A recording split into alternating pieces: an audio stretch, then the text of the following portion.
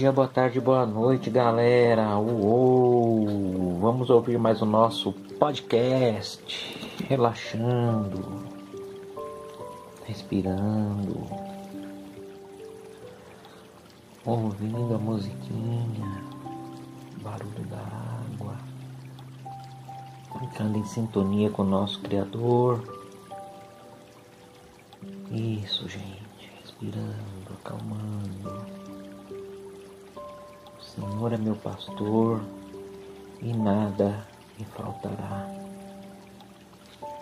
Que assim seja, Senhor. Obrigado. Vamos começar nossa aula. Eu e você. É o último capítulo da apostila de diálogo interreligioso, né? Nós vamos falar de alteridade. Quando o assunto é alteridade, uma das perguntas iniciais que podemos fazer é: afinal, quem é esse outro de quem estamos falando? O outro pode ser uma pessoa mais próxima, como alguém de nossa família e também alguém de nosso círculo social, mas nem sempre nossas relações ocorrem por meio de um encontro efetivo, né? Cara a cara. Né? Mesmo assim, nós somos responsáveis pelo movimento, pela dinâmica que rege toda a nossa sociedade. Se a gente fica indiferente àquilo que ocorre à nossa volta, né, estamos sendo omissos, né? E a omissão pode causar consequências graves, né? Além da gente ficar refletindo quem que é o outro, nós podemos pensar sobre o nosso papel nessa relação.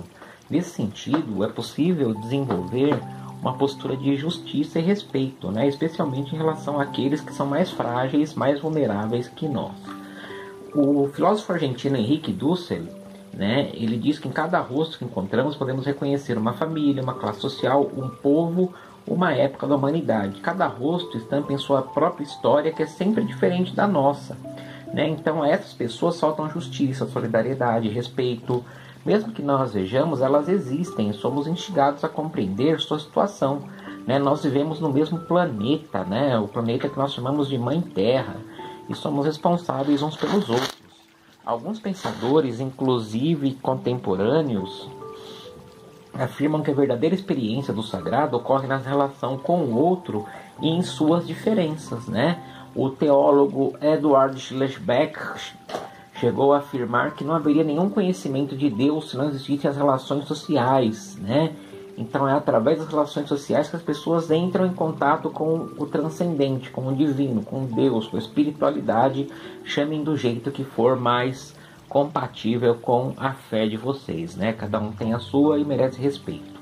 Então faz parte do discurso de grande parte das tradições religiosas a construção de uma sociedade na qual a convivência com as diferenças seja pacífica, né? Como seres humanos nós somos semelhantes, possuímos as mesmas capacidades emocionais, intelectuais, psicológicas, né?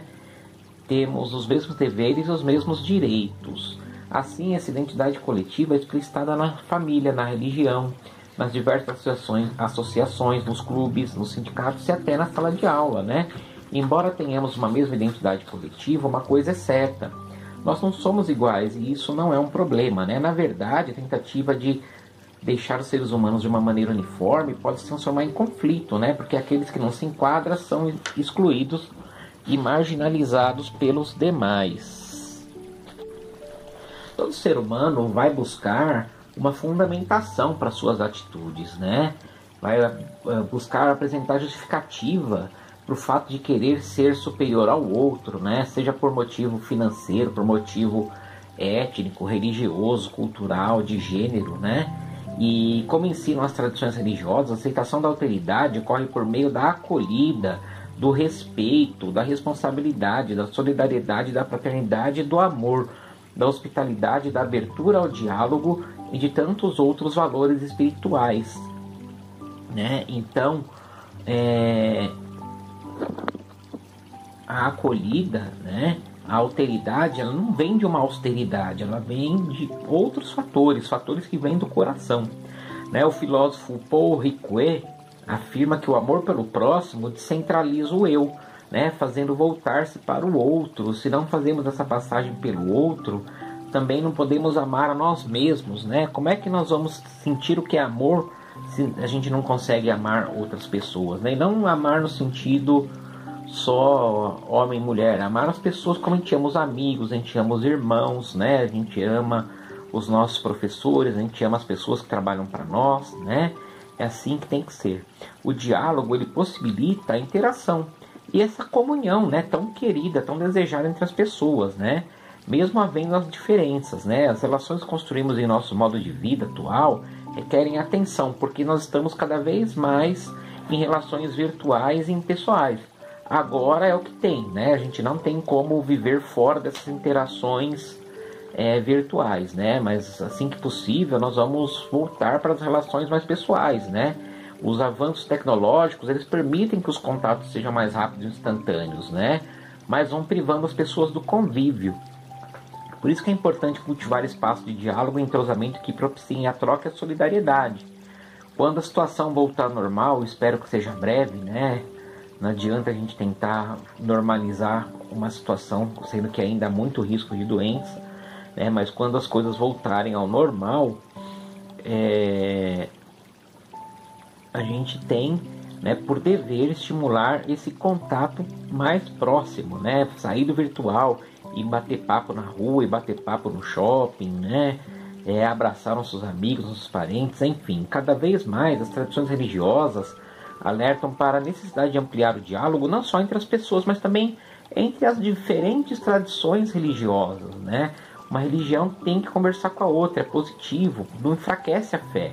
O diálogo proporciona o desenvolvimento e aprofundamento das diferentes tradições religiosas, né? Possibilitando, assim, uma abertura a novas e múltiplas dimensões do mistério que é a fé, que é o sagrado, né? Nessa realidade contemporânea globalizada, as tradições religiosas, elas são incentivadas a entrar em contato umas com as outras, né? Conversar sem temer perder a sua identidade.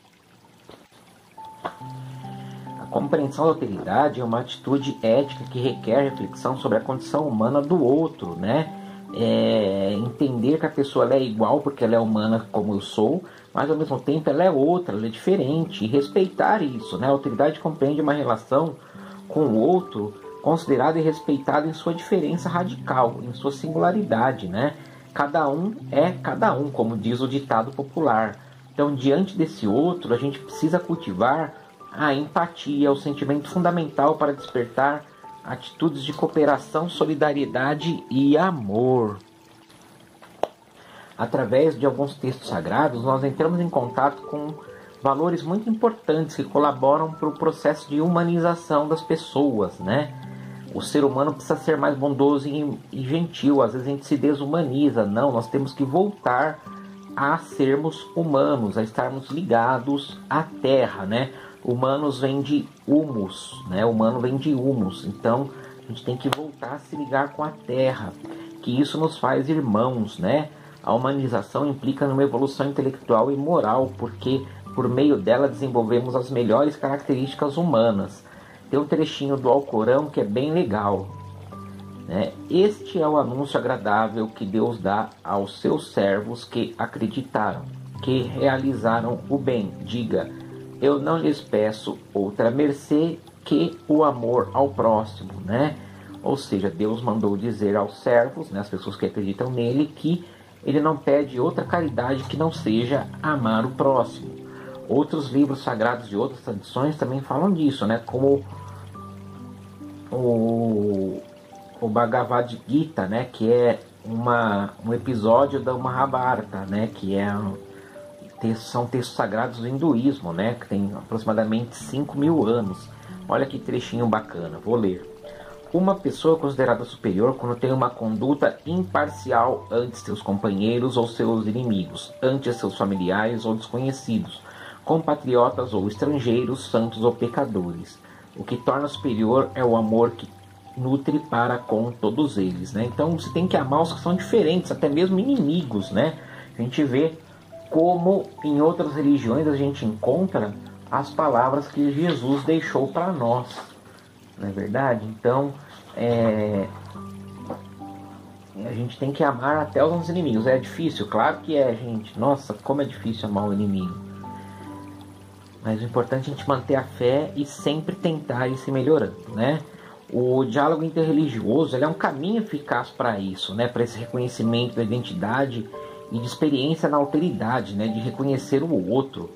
A diversidade religiosa é uma das marcas do Brasil, né? E a gente precisa cultivar o acolhimento e o respeito às diferenças, né? Respeitar credos diferentes, respeitar etnias diferentes, né?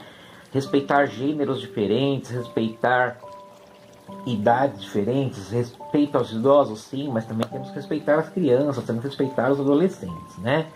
Então nós sabemos que as atitudes de intolerância religiosa, elas estão crescendo dia a dia, né? Inclusive nos meios acadêmicos, uma grande preocupação com esse fenômeno. Tanto que a Universidade Católica do Rio, né, criou um curso contra o preconceito religioso, coordenado por uma babalorixá do candomblé. Os povos originários lá da Austrália, né, o que nós chamamos de aborígene, até hoje eles sofrem discriminação causada por diferenças étnicas, culturais e religiosas. Étnica é o que a gente chamava de raça, tá? Raça não é bacana, é melhor a gente falar étnico. Raça a gente acha que não existe, mas racismo existe, né? A gente acredita que não existe raça, mas existe racismo.